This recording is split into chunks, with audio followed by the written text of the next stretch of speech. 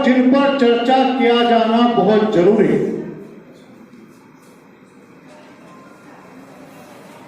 जब तक हमें सत्ता मिलती है, बाबा साहब ने कहा था, एक सज्जन कह रहे थे राजनीति, वो राजनीति नहीं कहा था बाबा साहब ने कहा था कि सत्ता वो चाबी है जिससे सब ताले खुलते हैं। और सत्ता, केंद्र में सत्ता मिलना अभी बहुत लंबी बात है। राज्य की हमें सत्ता मिल गई, हमारी बहन जी 4 बार मुख्यमंत्री बन गई, और अब थोड़ा सा कठिन है राजनीति में, इसमें मैं बाद में बात करूंगा। जो आज के समय में प्रासंगिक है मुद्दे, 1-2 मुद्दे में बात करूंगा, बहुत लंबा थोड़ा बोलूंगा नहीं, मुझे भी आधा घंटा चाहिए बोलने के लिए जैसे, लेकिन आज मैं नहीं बोलूंगा, आज मैं अध्यक्षता कर रहा हूं तो बहुत कम समय में बोलूंगा। हमारे पूर्वजों की मेहनत, मान्यवर काशीराम जी की मेहनत, बाबा साहब डॉक्टर भीमराव अंबेडकर जी की मेहनत, यानी कि उनका जो कारवा था, जो उनका मिशन था, मेरी दृष्टि में आज की तारीख में ध्वस्त किया जा रहा है। इस पर चर्चा नहीं हुई, मैं चर्चा इस बात पर कर रहा हूं। और अगर ये स्थिति जारी रही तो निश्चित मानिए, आप लोग लिख लीजिए, रिकॉर्ड कर लीजिए, ये मेरी बात 50 साल बाद लोग सुनेंगे तो इस बात को विश्वास करेंगे कि जय सिंह के ने ऐसा कहता था और सच कहता था। हमारे लोगों ने मेहनत नहीं की, हमारे लोगों ने कारवां को बचाया नहीं। बाबा साहब ने हमें क्या दिया? मान्यवर जी किस लड़ाई लड़ रहे थे? मंडल आयोग की लड़ाई लड़ रहे थे मान्यवर काशीराम जी, और मंडल कमीशन को लागू करने का काम वो मान्यवर काशीराम जी नहीं कर रहे। अभी पिछले के जमाने में बड़ी बड़ी रैलियां करके, हमें याद है, हम उन रैलियों में जाया करते थे। और आज उस मंडल का क्या हाल है, रिजर्वेशन का क्या हाल है?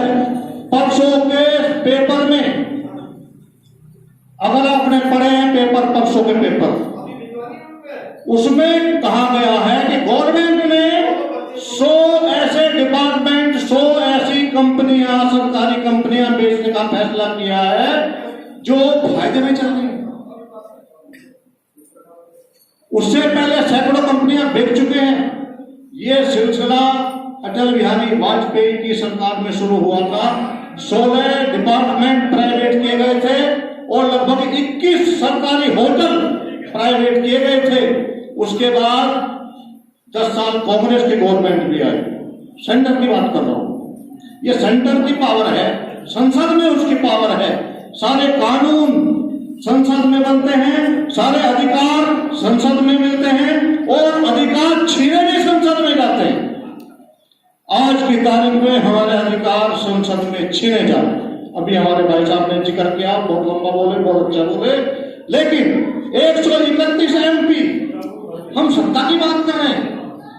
सत्ता तो हमें 50 साल बाद सेंटर में शायद मिले ना मिले, तो बहुत लंबा मामला है। सत्ता तो आज भी है। 131 MP हमारे आज भी पार्लियामेंट के अंदर हैं, और लगभग 150 OBC के हैं, यानी कि सत्ता तो आज भी हमारी है। लेकिन बाबा साहब ऐसे लोगों के बारे में कहा करते थे कि ये हमारे नेता नहीं है, ये पार्टियों के गुलाम पैदा हो गए हैं। मेरे से गलती हो गई, बाबा साहब कहते थे मुझसे गलती हो गई। ये पॉलिटिकल रिजर्वेशन आज ही खत्म हो जाना चाहिए, बाबा साहब ये कहा करते थे, लेकिन चालू है, उसको चालू रखेंगे 10 साल तक, चूंकि गुलाम पैदा करना है। और जो हमारे थोड़े बहुत बाबू बन जाते थे उसको ये खत्म करेंगे। IAS 1/3 IAS प्राइवेट करने का फैसला गवर्नमेंट ने लिया है। इस पर चर्चा होनी चाहिए। IAS भी जब प्राइवेट हो गए, आपके DMSP तो बनेंगे नहीं, SDMSP कहां से बनेंगे आपके जब IAS सारे के सारे प्राइवेट हो जाएंगे। और जब ये सारे डिपार्टमेंट प्राइवेट हो जाएंगे, सैकड़ों कंपनियां प्राइवेट हो चुकी हैं, सैकड़ों सरकारी कंपनियों को फैसला कर लिया गया है कि प्राइवेट किया जाएगा, और हमारे रहनुमा, हम राजनीति की बात करते हैं, हम राजनीति करें, बिना राजनीति के काम नहीं चलने वाला, लेकिन राजनीति बाबा साहब की तरह होनी चाहिए। बाबा साहब ने जिस समय लगा के जवाहरलाल नेहरू उनकी बात नहीं मान रहे तो इस्तीफा दे दिया। बाबा साहब ने तो ऐसा नहीं किया कि कांग्रेस से हटकर बीजेपी में चले गए या वहां से कम्युनिस्टों में चले गए, वहां से सपा में चले गए, फिर वहां से वहां चले गए। बाबा साहब ने तो ऐसी राजनीति नहीं की। ऐसी राजनीति नहीं करनी है। राजनीति भी करनी है तो बाबा साहब जैसी राजनीति करनी है, मान्यवर कांचीराम जैसी राजनीति करनी है।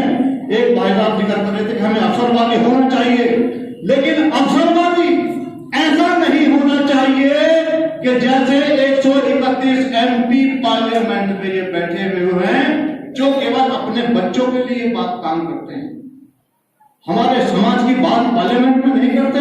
अरे मंत्री भी हमारे हैं, इसी गवर्नमेंट में भी मंत्री हैं, पहली गवर्नमेंट में भी मंत्री रहते थे, और कोई भी फैसला बिना कैबिनेट की सहमति के कोई होता नहीं। यानी कि हमारे रहनुमा, हमारे नेता जिन्हें हम अपने रहनुमा कहते हैं, जिन्हें पार्लियामेंट में भेजा है बाबा साहब की वजह से वो पार्लियामेंट में गए हैं, लेकिन समाज का काम नहीं करते। तो ऐसी राजनीति का क्या फायदा? इसलिए तो हम राजनीति ना करें तो बढ़िया है। अगर हमें राजनीति करनी है तो बाबा साहब जैसी राजनीति करें, मान्यवर जैसी राजनीति करें। मान्यवर कांचीराम जी कहते थे कि अगर ईमानदार नेता आपको चाहिए तो अपने समाज में ईमानदार कार्यकर्ता भी पैदा करने होंगे। बहुत शानदार, ये बात तो मैं अभी भाई साहब से जयप्रकाश जी का बात सुन रहा था, बहुत ही मन प्रसन्न हो गया कि ऐसे लोग पैदा होने चाहिए, सारे भारतवर्ष में ऐसे लोग पैदा होने चाहिए जो ईमानदारी से निस्वार्थ रूप से समाज की सेवा करें, और हम भी उसी में लगे हुए हैं। तो दोस्तों, हम एक बात बता दें, मैं हर मंच पर ये बात कहता हूं कि इस भारतवर्ष में क्या पूरे संसार भर में कोई ऐसी ताकत पैदा नहीं हुई जो जयसिंह को खरीद सके। ऐसी बातें हमें मन से करनी चाहिए। अगर हम ऐसी बातों से बचेंगे तो इसका मतलब दिमाग में गड़बड़ है। हमें यह सोबत देनी चाहिए कि हम ईमानदारी से और 100% डेडिकेशन से काम करेंगे समाज के लिए। हमें कोई मार दे कोई बात नहीं है, लेकिन हम बिकेंगे नहीं, डरेंगे नहीं, झुकेंगे भी नहीं। जेल चले जाएंगे कोई बात नहीं है, 2-4 साल जेल में रोटी खा लेंगे, मर जाएंगे तो क्या बात है, एक आदमी तो कम होगा भाई समाज का, सारा समाज तो कम नहीं होगा। तो मेरे साथियों, बस मैं अभी बात खत्म करूंगा। किसानों का आंदोलन हुआ, क्यों हुआ? वहां भी ये बीमारी है, उनके नेता भी पार्लियामेंट के अंदर निकम्मे हैं, इसलिए किसानों को लगा कि अब तुम्हारा सारा बर्बाद हो गया सब कुछ। तो किसानों के अंदर एक जज्बा पैदा हुआ और वो सारे के सारे दिल्ली के चारों तरफ बैठ गए साथी। इसी तरीके से अगर हम आज की तारीख में नहीं जाते, समाज को अपनी ताकत दिखानी होगी। इन राजनेताओं के भरोसे आज की तारीख में बात कर रहा हूं, सबकी बात को नहीं कर रहा, 1-2% है जो हमारे बात उठाते भी हैं। मैं 100% नेताओं की बात कर रहा साथियों। संसद में जब ये चर्चा चल रही थी इस पर बजट पर, तो 1-2 नेता ने हमारे वहां बोला था, लेकिन इस बोलने में कुछ नहीं होता। बजट को पास होने नहीं देना चाहिए था, और हल्ला इतना होना चाहिए था कि वहां कोई दूसरी बात जब तक ना हो तब तक हमारी बात पूरी ना हो। तो जब वो हमारी बात नहीं सुनते थे, एक सिद्धांत मेरा राज याद रखिएगा आप साथियों, मेरे जीवन का अनुभव है। जब ये राजनीतिक ताकत विफल हो जाती है, तब एक सामाजिक चेतना, तब एक सामाजिक ताकत सामने आती है और अपना अधिकार लेती है। ये आंदोलन, किसानों का आंदोलन, ये अपने अधिकार लेकर रहेगा, जान लीजिए आप। जो इस किसान आंदोलन का मकसद था वो तो पूरा हो चुका है, या आपको बता दो कानून वापस लिए जाए या ना लिए जाए, उनका मकसद पूरा हो चुका है। इसी तरीके से साथियों, अगर आप अपनी भविष्य की पीढ़ी को बचाना चाहते हैं, अगर आप चाहते हैं कि आने वाली पीढ़ियां आपको गाली ना दें, मुझे गाली ना दें, इन्हें तो गालियां मिलेंगी जो वहां बैठे हैं जिनकी बात कर रहे हैं, इनको तो गालियां मिल रही। आप चाहते हैं कि आपको या मुझे गालियां ना मिले, तो हमें एक सामाजिक संगठन के रूप में लीडर सभी हो, कोई बात नहीं है, एक संगठन नहीं, 1 लाख संगठन हो, 10, मैं तो कह रहा हूं 50 लाख संगठन।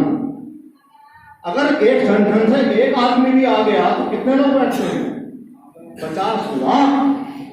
मैं कह रहा हूं 5 लाख, मैं कहता हूं 50,000 लोग ही इकट्ठे हो जाएं और संसद के आसपास घेरा डाल लें तो आपकी बात सुनी जाएगी, संसद में भी उठेगी। और जो हमारे निकम्मे नेता जो बैठे हुए हैं पार्लियामेंट के अंदर या विधानसभाओं के अंदर, उन्हें भी शर्म आएगी।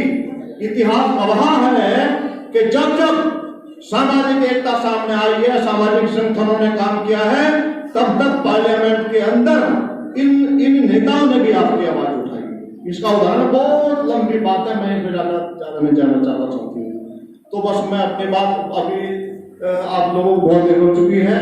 मेरा ये संदेश है कि राजनीति होती रहे, कोई बात नहीं, वो करते रहे, सब कुछ करते रहे, लेकिन सामाजिक ताकत भी सामने आनी चाहिए। और ऐसी सामाजिक ताकत जहां ईमानदारी से काम हो, जहां निष्ठा से काम हो, जहां बाबा साहब के मिशन के लिए केवल और केवल मिशन के लिए काम हो। बाबा साहब का मिशन ध्वस्त हो रहा है, ध्वस्त होने में देर नहीं है। आपके तन के कपड़े कहां से आ गए? अरे आपको रिजर्वेशन दिया भाई, अभी तो आ गए। आप पढ़े कैसे? ऐसी सर्टिफिकेट कोई भी लगा आपका, जब तो आ गए। यानी कि टोटल आरक्षण की वजह से हम सब जो थोड़ी बहुत चमक दमक समाज में आई है, वो आरक्षण की वजह से आई है। और ये खत्म अगर हो गया, जैसा कि हो गया है, लगभग हो चुका है, और अगर हमने रुकावट बहुत जल्दी नहीं डाली, बहुत जल्दी कोई काम हमने सामाजिक रूप से नहीं किया 7-6 महीने में, तो ये गया। और 50 साल बाद की स्थिति वो हो जाएगी जैसे कि हम 100 साल पीछे थे। ये मेरी बात रिकॉर्ड करके रखना, और इसको डिलीट मत करना जब रिकॉर्ड कर रहे हैं। इसे चारों तरफ फैलाना कि लोगों के पास ये पहुंच जाए। तो जय भीम, जय भारत, जय